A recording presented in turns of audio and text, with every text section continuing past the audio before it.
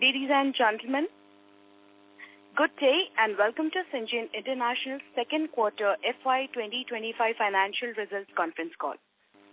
As a reminder, all participant lines will be in the listen-only mode, and there will be an opportunity for you to ask questions after the presentation concludes. Should you need assistance during the conference call, please signal an operator by pressing star then 0 on your touchtone phone. Please note that this conference is being recorded. I now hand the conference over to Ms. Nandini Agarwal. Thank you, and over to you, ma'am. Thank you and good afternoon to everyone. Thank you for joining us on this call to discuss Syngine's second quarter and half-year results for financial year 2025. To discuss the financial and business performance for the period, we have on this call with us today Mr. Jonathan Hunt, Syngine's Managing Director and Chief Executive Officer, and Mr. Sibaji Biswas, Executive Director and Chief Financial Officer. After the opening remarks, Jonathan and Sibaji will be happy to answer any questions you might have. Before we begin, I would like to caution that comments made during this conference call today will contain certain forward-looking statements and must be viewed in relation to the risks pertaining to the business. The safe harbor clause indicated in the investor presentation also applies to this conference call. The replay of this call will be available for the next few days, and the transcript will be made available. With this, I would now turn the call over to our Managing Director and CEO, Mr. Jonathan Hunt. Thanks, Nandini, and good afternoon. Thank you all for joining us on the call today. I'll start with my remarks with a quick overview of the key financials for the quarter and the first half, before getting into sort of the operational and strategic highlights, and then hand over to Sibaji to provide more detailed insights into the financials in his remarks. For the year so far, things are panning out pretty much as expected. Performance in the second quarter and the first half of the year was broadly flat, as we continue to see stabilization in the U.S. biotech funding environment, pick up in inquiries from medium and large pharma, and a healthy level of interest in our biologics CDMO market.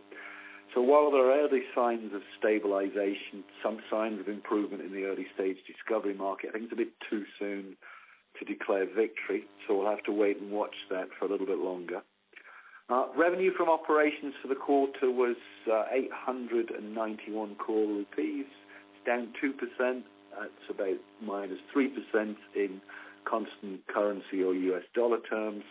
Operating EBITDA was down 4% to 245 crore. Reported profit after tax, after exceptional items for the quarter, was down 9% year-on-year to 106 crore. And this quarter, we also reported that revenue from operations increased sequentially by 13%. And I think that's an indicator of things moving in the right direction. I am encouraged by some of the early positive signs of recovery in discovery services. These are being driven by collaborations and pilot projects with large and medium-sized biopharma clients that are looking for alternatives to China and to rebalance their supply chains. As we've discussed previously, clients usually run these comparative pilots for a year or more and then use that as a way of selecting a longer-term partner, which for us would be an opportunity to segue those into larger, longer-term relationships. We continue to receive a healthy interest from clients through increased requests for proposals, RFPs, an increased number of on-site visits, and we also successfully concluded around 60 audits in the first 6 months of the year. To give you a sense of that, that's up a little over 35% year over year compared to the first 6 months of last year. Tone of the conversations with clients has been very much around long-term supply chain resilience, dual sourcing, as well as having the right capabilities and offering best value. I think with the lessons from the pandemic, they've been discussing these things for quite a while. It's not all about the Biosecure Act. Our propositions to clients is that we can make sure that they've got the resilience, flexibility, and dual sourcing they need. And as you know, we're also a buyer of services, and we apply the same logic in our own sort of procurement. Syngine is among the leaders in the industry in introducing sort of China-independent supply chain as an option in our proposals to clients. And to do this, we're sourcing from the Indian local ecosystem, especially for those who are suppliers of niche and complex chemicals. And at the same time as we're working with our global supplier networks in the US and Europe, trying to encourage them to also set up shop in India. This not only helps expedite the timelines of materials reaching us, but also ensures business continuity in the case of disruptions. And we introduced that sort of China-independent supply offering about 18 months ago, and we're seeing reasonable traction. About a third of RFPs, third of clients opt for that today. So coming back to the quarter, pleased to see a healthy level of interest from clients in biologics. We're also seeing a high number of process development projects compared to last year in small molecules. And as you know, we've proven capabilities in biologics, and then additional manufacturing capacity comes online in the second half of the year. Once operational, the biologics manufacturing facility will offer plug-and-play manufacturing platforms, and we can customize those to clients' needs as they see fit. In the coming quarters, we also plan to strengthen our capacity and capabilities in discovery services. We're investing in sort of infill capabilities in antibody drug conjugates, peptides, oligonucleotides. So to summarize, the performance in the first half of the year and the second quarter was as expected. I believe we're seeing a positive change in momentum building in the second half as we see healthy interest from large and medium-sized biopharma clients who are rebalancing their supply chains. Number of requests for proposal and client visits has increased compared to the same period last year. We're focused on executing the pilots, and we've got real potential there to convert a number of them across into longer-term partnerships. With a strong third quarter already underway, we remain on track to deliver within our guidance range for the full year. So with that, let me hand over to Sibaji for more detailed financial comments. Thank you, Jonathan, and a very good afternoon to everyone. Let me begin by discussing the second quarter performance, and I will cover the first half and guidance before I close my commentary. As expected, revenue from operations remained broadly flat for the second quarter at rupees 891 crores. This marks a 13% sequential growth and is a revenue decline of 2% year-on-year and 3% in constant currency terms. This quarter saw research services returning to growth on back of multiple pilot projects in discovery services and sustained performance from the dedicated centers. Development and manufacturing services revenue growth was impacted due to more project completion milestones now in the third quarter this year compared to the previous year. We continue to see good traction in our biologics business and early-stage process development projects in our small molecule business.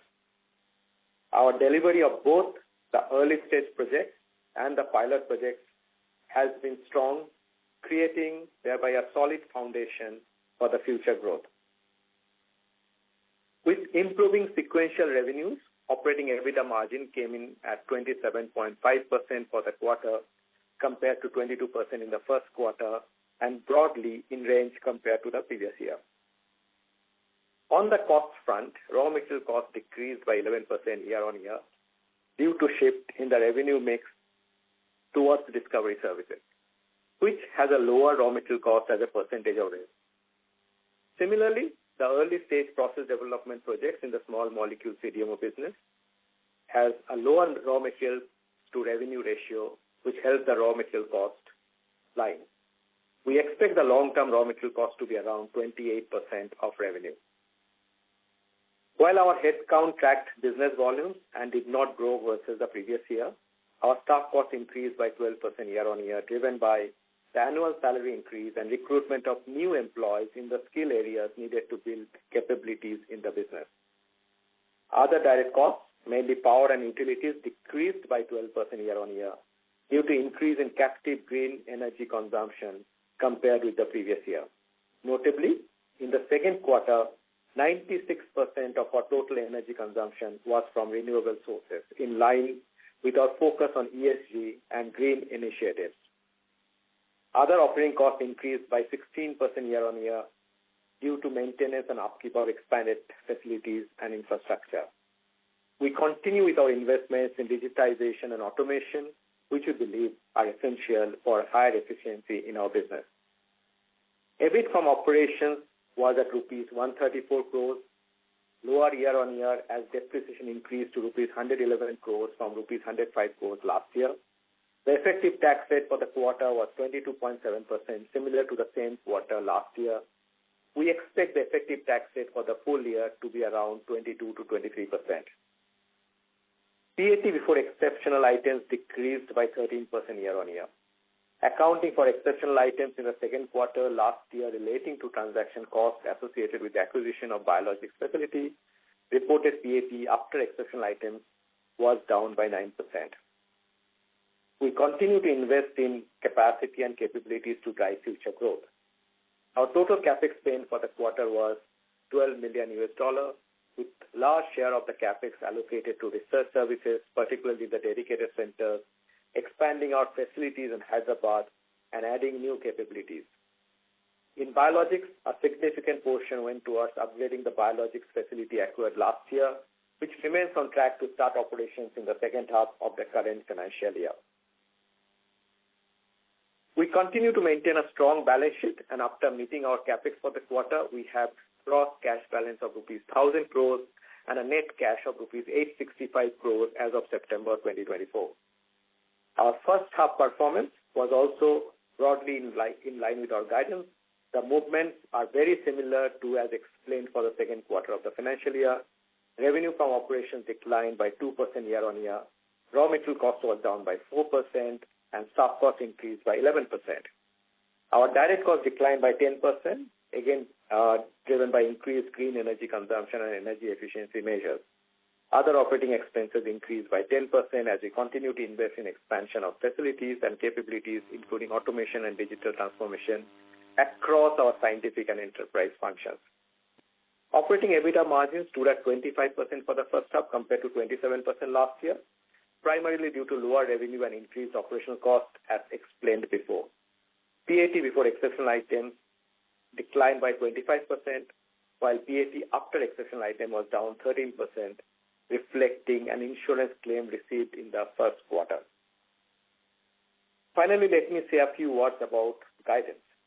We guided for a revenue growth of high single digit to low double digits for the financial year, with momentum expected to build in the second half of the year. We have seen sequential revenue growth in the second quarter, and we expect this to continue in the third quarter and onwards, ending the full year with growth momentum. Overall, biotech funding has recovered to pre-pandemic levels, with more directed towards late-stage programs. We also see demand from the big and mid-sized pharma, which should drive growth from next quarter through into the next financial year. We are maintaining our revenue guidance for the year. However, based on current visibility, we believe that the revenue growth for the year is more likely to be at the lower half of the guidance range. As previously communicated, we expect margin recovery in the second half, which should then lead to full-year margins around last year, as we have guided previously. Our capex execution also remains on track, and we expect to execute $60 million capex by end of the year. Our focus will be on executing in line with our strategy, delivering on pilots and process development projects, which we believe will position us for a further growth in the medium to long term. As I hand over to Deepak, which will be by end of November, I feel deeply satisfied with what our leadership team has achieved over the last 5 years. We doubled revenues during the period while maintaining profitability and resilience in the middle of a global pandemic. Our balance sheet position now is very strong, with over rupees 1,000 crores of cash. After investing in acquisition and expansion during this period, all of which was from internal accruals. Deepak has joined us at a very exciting time for the industry and the company.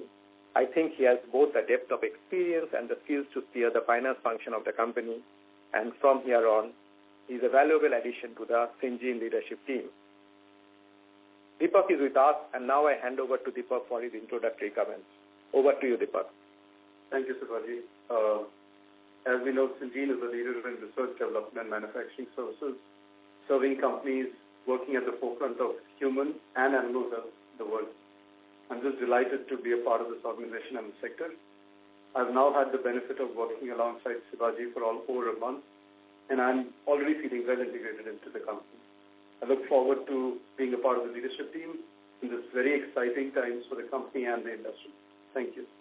Thanks, Deepak. And now I will turn back the call to start your questions. Thank you. Over to the operator. Thank you very much, sir. We will now begin the question and answer session. Anyone who wishes to ask questions may press star and 1 on their touchtone phone. If you wish to withdraw yourself from the question queue, you may press star and 2.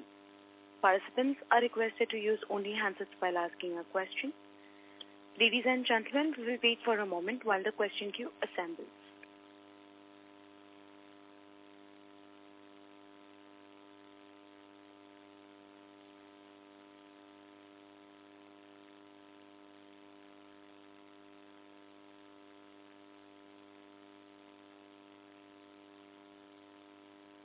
The first question is from the line of Karan Bora from Goldman Sachs. Please go ahead. Yeah, thank you for taking my question. I hope I'm audible. So my first question is needed one clarity with respect to a statement which we have made in the press release saying the second quarter was underpinned by positive signs of recovery in discovery services business. So does that imply a growth on a YOY basis as well, or is it only referring to a sequential recovery? So that is my first question. Okay, have you got a second and a third? You may as well get them all out at once. Okay, and for a full year, on a full year basis, is it fair to assume that our discovery services business growth will be faster than CDMO services growth? So that's my question. That's all my questions. Super. I'm going to look at Sibaji to give you an answer. On the latter one, I don't know. I haven't done the mental maths, but I think the broader message, the shape of the year seems to be turning out as we predicted and guided at the beginning of the year, relatively flat, if not muted first half, but growth on a full year basis. So you can back calculate and triangulate into the guidance and figure out that the second half must have fairly healthy revenue growth embedded in it. So I'm sure you've done that piece. The balance between discovery, development, manufacturing, small molecules, large molecule, for me is less important than the overall rebound and recovery in growth that's implied in us maintaining our guidance. I just want to make sure that there's a quadratic equation there in an Excel spreadsheet that I'm sure you'll be able to figure out. Any specific comments? I'll just add one thing over there. We have been indicating over the last couple of quarters that we are building up a healthy pipeline for all parts of our business. Same is for discovery services. So we do expect healthy growth of discovery services, both on sequential basis and year-on-year basis. And to the other question, I'll just kind of add to what Jonathan said. Across all our business elements, we expect healthy growth. Hope that answered your question, Karan. Yeah, thanks. So just one clarification here. For Q2, have we seen discoveries? So when we say we have seen positive signs of recovery for Q2, does it mean a recovery on a YOY basis as well, or is it just sequential? Yeah, no, I got the premise of the question, which is why we gave you the guidance that we gave you. Okay, fine. Brilliant. But you got my broader message. Second half should look good. Yeah, I got it. Thank you. Yeah? Yeah. All right, thank you. Thank you. The next question is from the line of Shaleen Kumar from UBS. Please go ahead. Yeah, hi. I'm audible? You are, yeah. On you go. Yeah. Yes, thanks, Jonathan. Let me try my luck. So, two parts of the question. Is it fair to assume, that momentum will build on from third quarter to fourth quarter, and it may continue in FY26, right? So, like your comment on that. And second, do we need to build up a in terms of the capacities, CapEx, etc. This is more from the medium-term perspective, given, we are excited about the long-term opportunities which can bring upon, with the Biosecure Act, etc. Right? So do you think that, Syngine should start thinking about some major CapEx plans, because the opportunity can be so big that it could be overwhelming and we may not be ready to capture that opportunity? Okay, super question. This is one of the challenges of giving guidance for the year and it then actually coming to fruition, is that it catapults us into asking for next year's guidance. We won't get the half year, only 6 months in. Let me try and sort of disentangle the parts. Just trying my luck. I think we've got sufficient...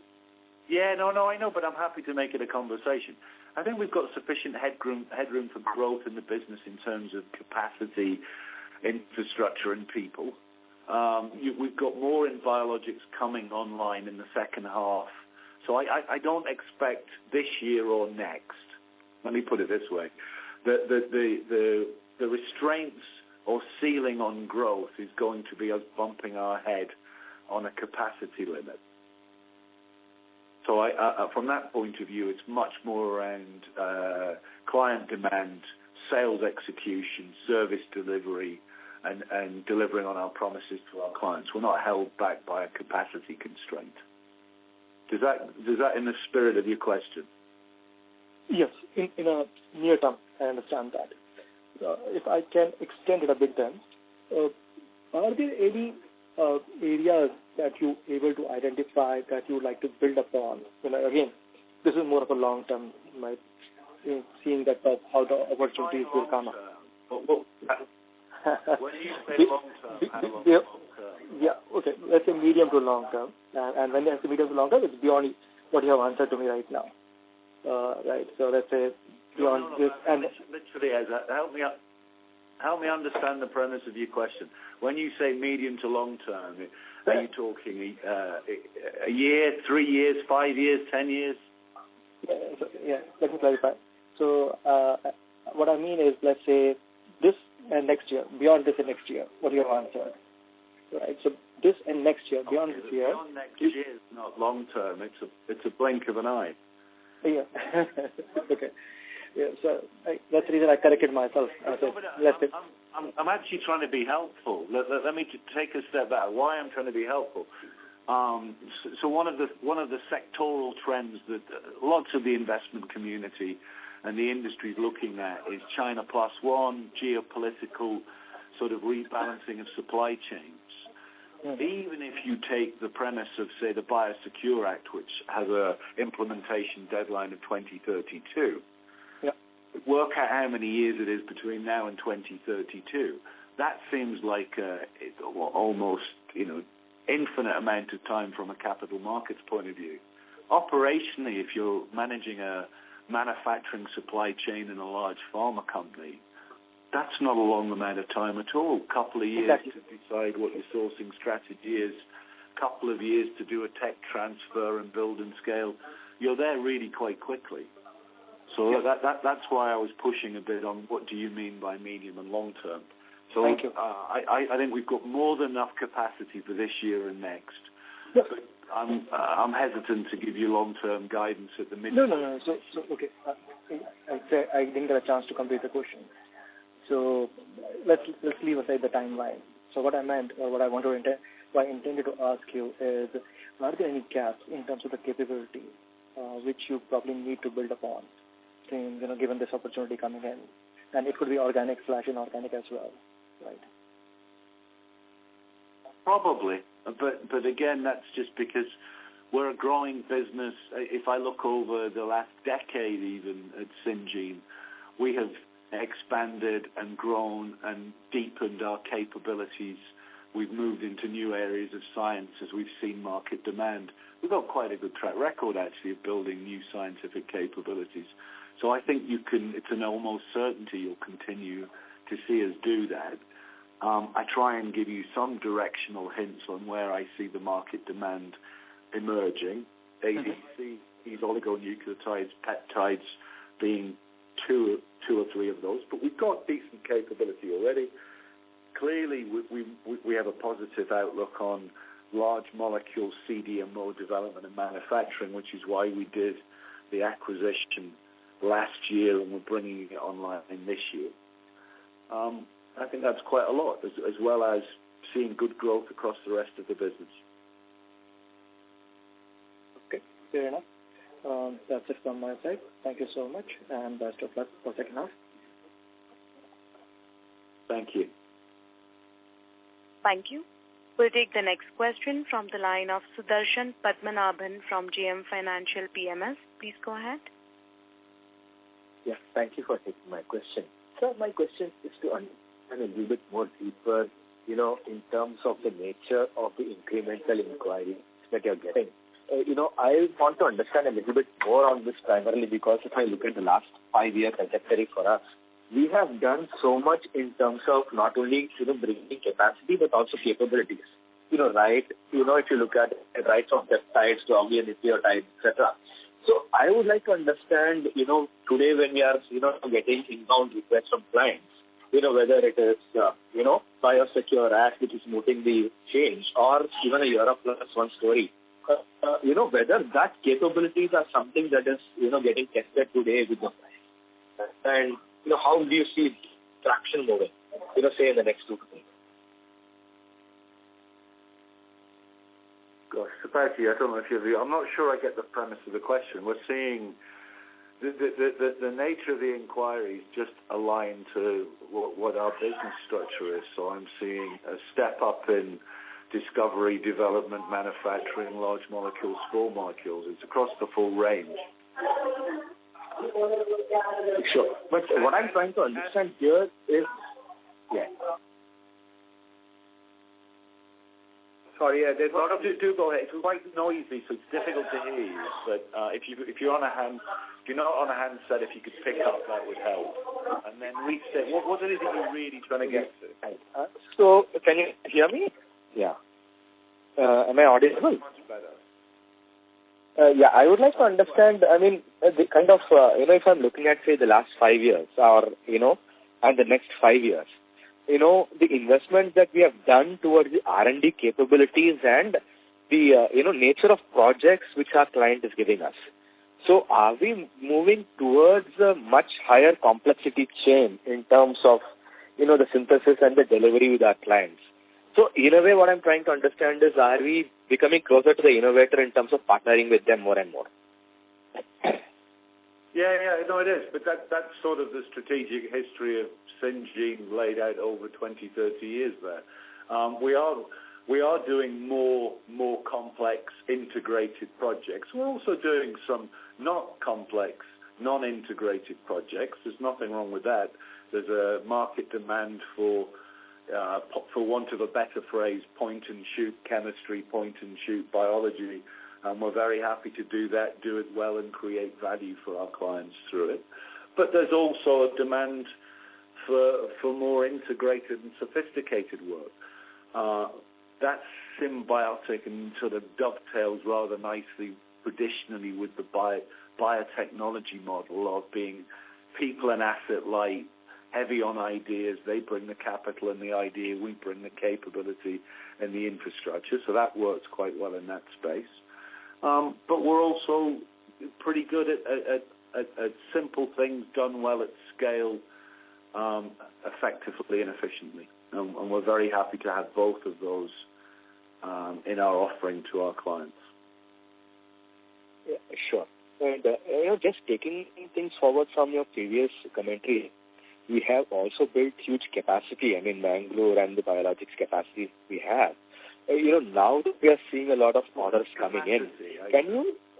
Yeah, capacity. On the capacities. Now that we are seeing a lot of, one molecule... Capacity. Yeah.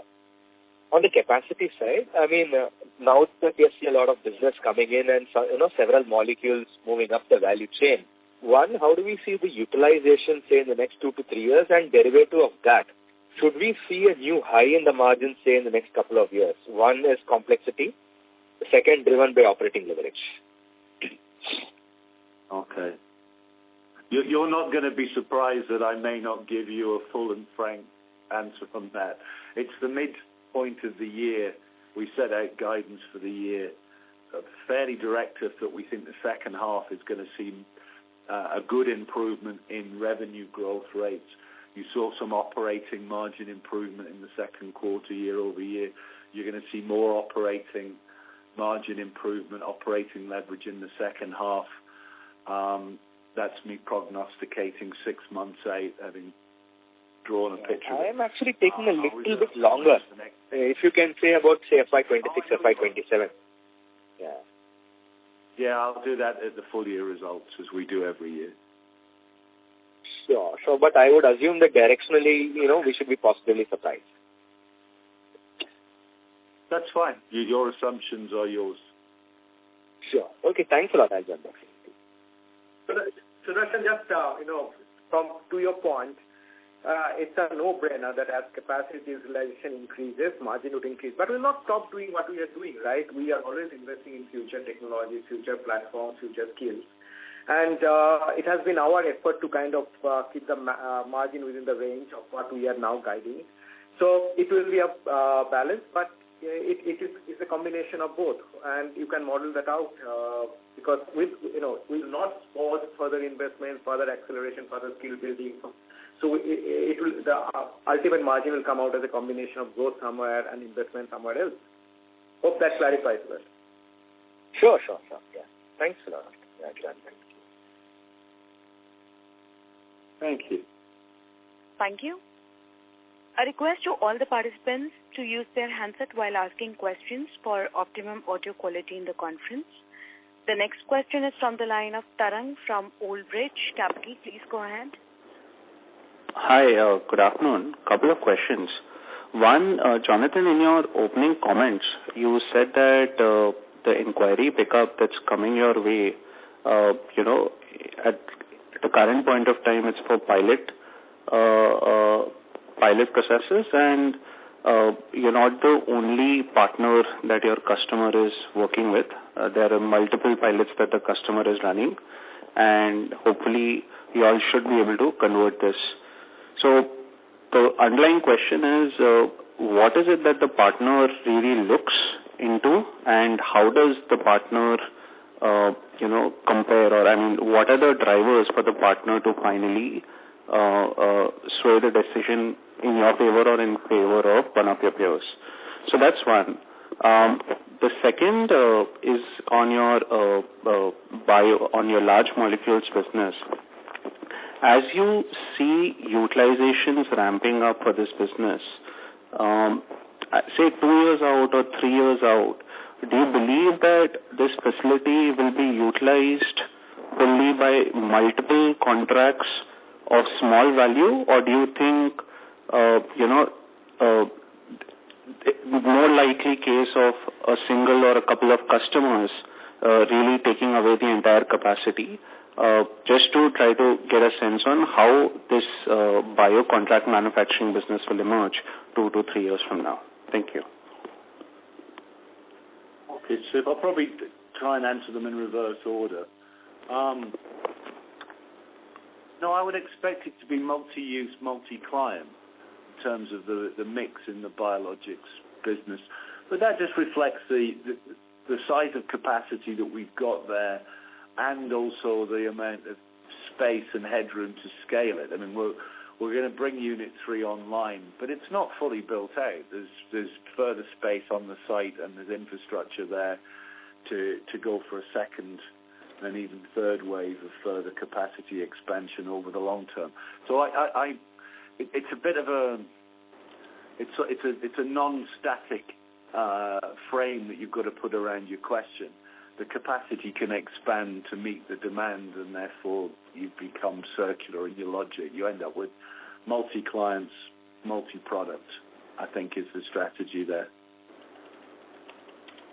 And then on your other question around what is it clients are looking for, nothing new and insightful. It's what they've always looked for. Have you got the capability? Are you competitive and capable? Can you deliver to time, to cost, to quality? Do you have scientific creativity alongside good service, and do you offer good value for money? So I don't think there's anything new under the sun around how customers select their CRO, CDMO partners. I think the China Plus One rotation, if you want to view it through that lens, or supply chain resilience and dual sourcing, it's all the same thing. There's different drivers behind it. If you're looking at big pharma, they tend to be steady to the point almost of being glacially measured in the speed of change, but when they change with real purpose. They've got a 2032 deadline out of the Biosecure Act, so that they'll move over the next 2, 3, 4, 5 years. It's not an overnight sensation, but it's a really positive tailwind on the industry for those of us that have got capacity in this part of the world and outside of China. Sure, Jonathan. Just to follow up, to my first question, all things equal, but say at a slightly elevated price point, do you believe that customers in pursuit of wanting to have a more sustainable supply chain are willing to go ahead with that proposition? What do you mean by sustainable? Are you using that in the ESG? No. Sustainable in the sense a de-risked supply chain, if you may call it. Are the customers willing to pay a little more to ensure that it's a more robust de-risk supply chain? Not massively, no. Are any of us looking to pay more if we think that if we bring volumes, we can get good prices? Sure. But we make good margins at existing market prices. Sure. Thanks.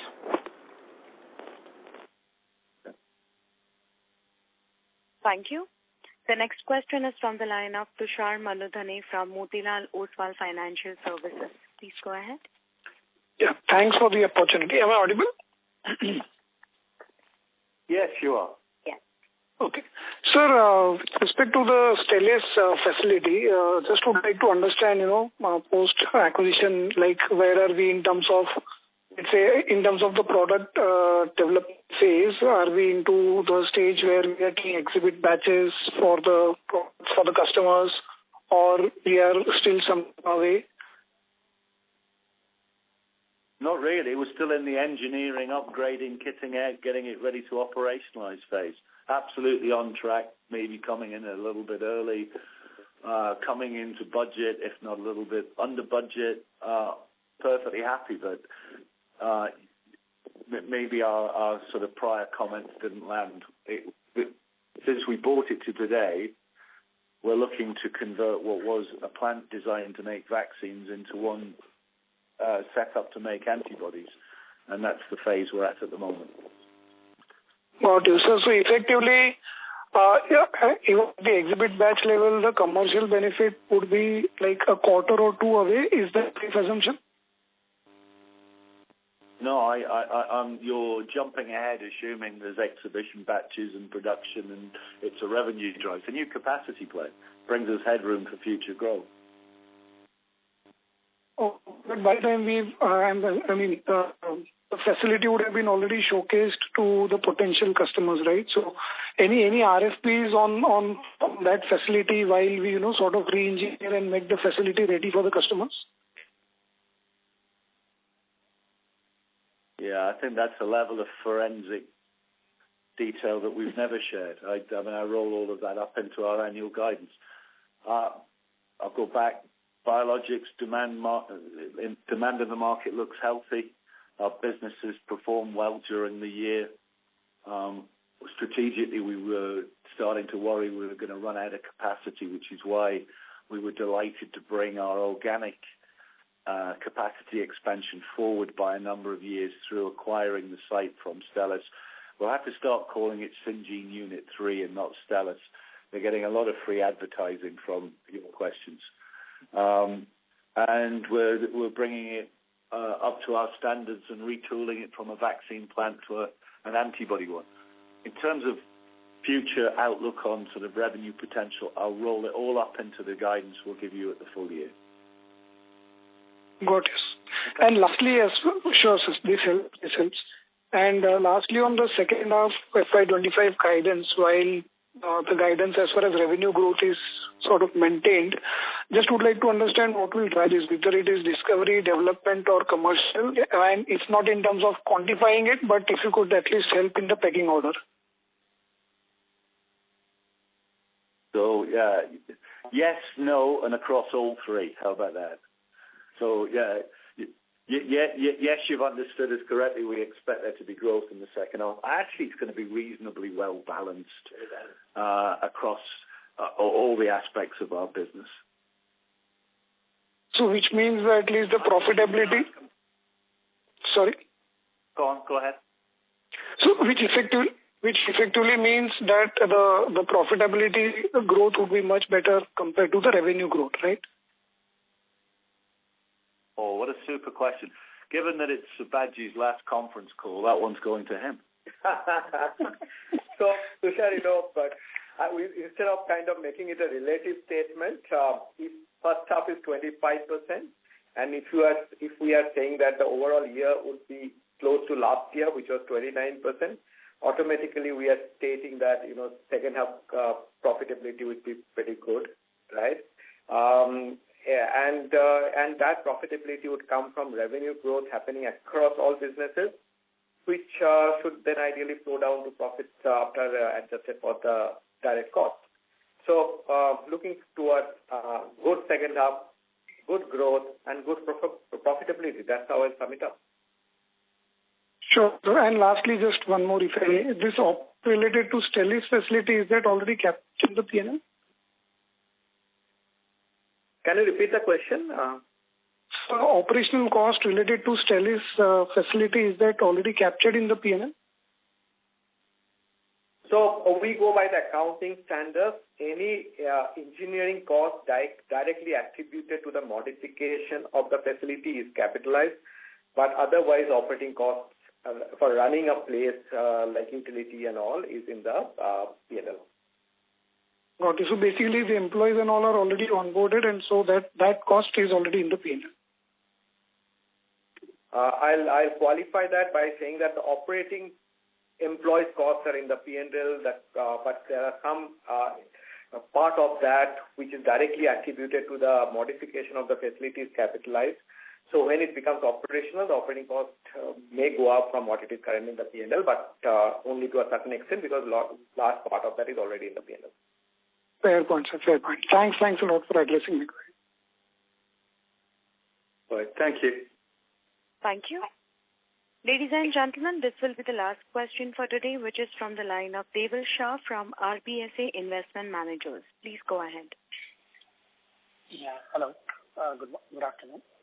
So, I basically have two questions. Mr. Shah, I'm sorry to interrupt. Your audio is low, sir. Can you please increase the volume a little bit? Yes, just a second. Yeah, hello. Am I audible now? Yes, sir. Yes. Yeah, much better. Go ahead. Yeah. So, Jonathan, I have two questions. So, one is surrounding, both are strategic. So, I was reading a report and it said that international larger peers or competition, I would say, when they were in that growth phase, they gained immensely by establishing the labs and the smaller operations proximity to their innovation hubs in US and the Europe, and they retain the larger delivery operations in China and their domestic place. So just wanted to know your thoughts with regards to this, with respect to Syngine, how we would like to develop 10 years from now, or I would say, so whether having a lab in US or Europe would have us in getting more business. So your thoughts on that? Super. That's one question. Was there a second one? And the second question is with respect to your domestic. So it is now the open thing that there is a China Plus One Biosecure Act, and many innovating companies are looking in India to have a partner. So what is the evolving landscape in India? How your competition? So how we as a Syngine are standing vis-a-vis the competition within India, and what is our right to win in gaining the incremental business or the RFPs we are getting?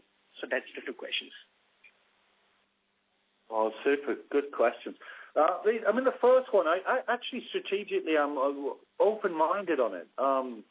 It becomes much more about how and when, but there are elements and segments of the market that you can't access if you're only in one geography of the world. By the way, that's true for people that are only in one geography in the world, but it's another part of the world. So if you've got a European-only footprint, you're going to struggle to provide service to people who want an Asia-only supply chain or a US-only supply chain. So I'm not intrinsically for it or against it. We're open-minded and we'll address it on its merits. There are certainly some segments where you can see, very local regional supply. So people who are in the US want to partner with people that are in close geographical proximity. Mm-hmm. But it's a means to an end. It's a neutral enough strategic statement. I can see some merit in it, but we judge every case, whether it's an organic build-out, inorganic acquisition, a partnership model, on its merits, and would be looking to create good shareholder value in a risk-managed way. As for the domestic element, competition's good. It drives up sort of overall capability within the industry. I don't think there's anything to fear. We already compete with some very good competitor companies from around the world, and we do reasonably well, I think. So I don't particularly worry about the competition. Hopefully they're worrying more about us than we are about them.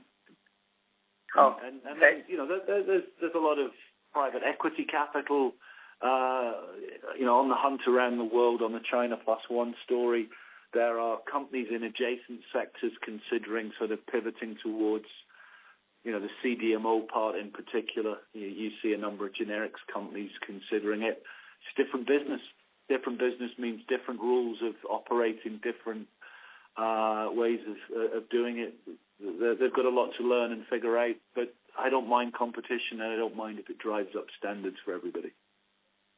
I really like that confidence, and all the best. Yeah. So sorry, please, you were saying something. Yeah, but also just be pragmatic. Please, there's no element of sort of hubris or nonchalance about that. You've got to come into work every day assuming that somebody out there is planning to eat your lunch. We certainly come in thinking about other people's lunches.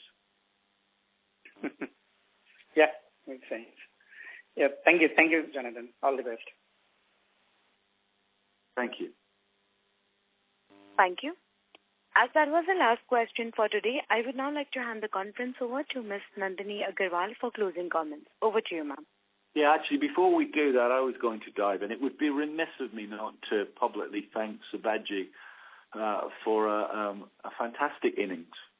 It's certainly his longest innings, and for those of you, and it won't be visible to the capital markets, he's had a real impact within the company, way beyond the realms of just finance.